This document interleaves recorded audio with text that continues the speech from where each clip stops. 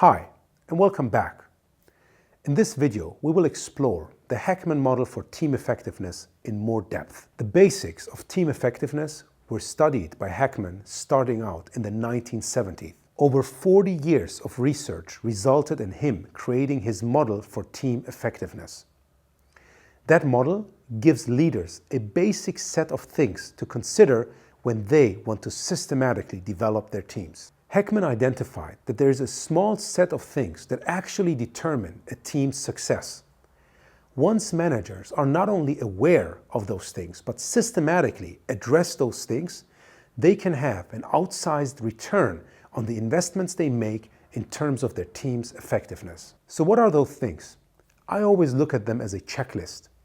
It all starts out with a supportive organizational context. What does that mean? It means that the organization as a whole is willing to give the team the right environment. In one of our previous videos, we were talking about long-lasting teams, because teams go through a journey from forming to storming to norming to performing.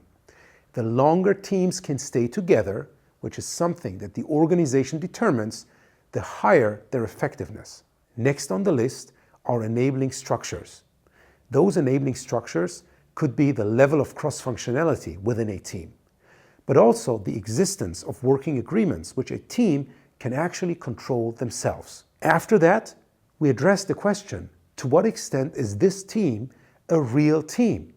And we have talked about that earlier, right? A real team not only shares a common goal, they also need each other to deliver that goal. Another aspect which a team can control is to provide a compelling direction. In the case of Scrum, we, for example, have the product goal, which covers the customers, their needs, and the product itself, but also what we as an organization want to achieve. So this compelling direction helps a team to become more effective. And finally, your role.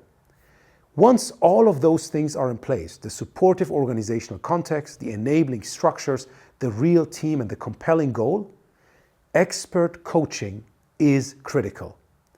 Be it a Scrum Master, an Agile coach, or just a leader within the organization that systematically drives the development of a team, that can make a huge difference. So when you look at that model from Hackman, you can actually have those 5 elements as your checklist.